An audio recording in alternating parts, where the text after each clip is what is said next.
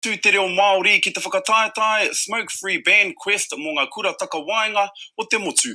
Me te aha, I tuarua rātau. No tēnei wiki I whakanuia te angitu a te pēne o te reo kia Māori mai ki te kura takawaenga o Whangarei.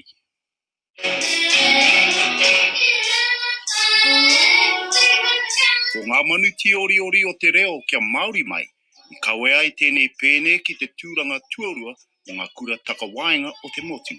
Ko tēnei te pēne o te reo kia Māori mai. So, I haere mata ki tēnei whakataetai te Band Quest, and then he Pākehā tonu, I noho ki roto I te ao Māori mātou. Taku nei hihia ngā wā katoa ki te ako atu te tahi pēne ki atu ki ngā ako ngā Māori. E ko taima atu ki tēnei kura o tēnei ki te taima te hau e kiki atu tēnā moi a. We were like kind of scared because at the rehearsal, all of the other bands were like really good. Yeah, with all of the Pākehā people, we were like, just kept the Māori. Ko hau ki te atu e ngā ropu katoa I ngā kura, kahore rātou e tino kaha ki te waiata, sa taku nei whakaro ani pē me hau e whakaropu te tahi pēne Māori, me tino arotahi atu ki te waiata, me haka māma noiho atu ngā raku wera mea e ngā tino piki atu te waiata.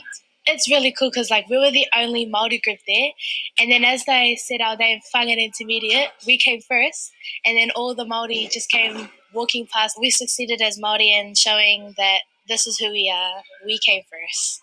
Yeah. E whakamihi ana I te wahanga mātauranga Māori, ko roa e kōkiri tia ana ki tēnei kura auraki.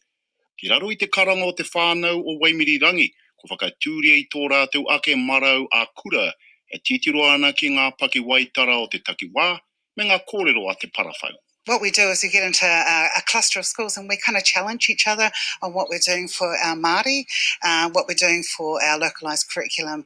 And so we're really blessed that Jacinda Ardern has made that stance and made it now a compulsory. So we're really pleased that now we have the absolute permission to flip the script, and that's what we're planning to do.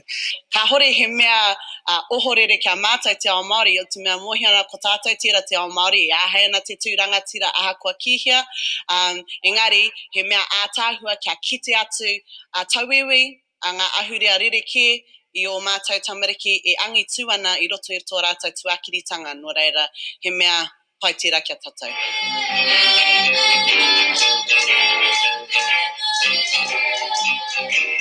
Katai ki te whakataetai o te motu I tuarua te reo kia Māori mai. Arā, ko te whakatinanatanga mai o te kaupapa o tēnei kura, kia piki ai ngā tauira Māori ki ngā taumata o te angitu. Tērā ki te hua papa o te mātanei pēne, te mātanei krahe o mātanei akonga katoa, e nei nui atu aku nei nākau ki te kite atu wenei tamariki rata nei tau whitu tau waru, e tū mai atunu atu rotu nāta nei aoe, e hariko atu ki te kite atu era. He tino hariko te ngākau he tino pai ngā kare aroto. Nā te mea kua toa. Whake mea nui kia? Ko te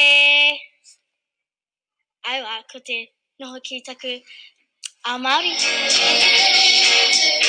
Si Nathan, mo te ao Māori. Nana kia tamariki mā. Tēnā e tiwi ke kaua e ware ko te pena awatea.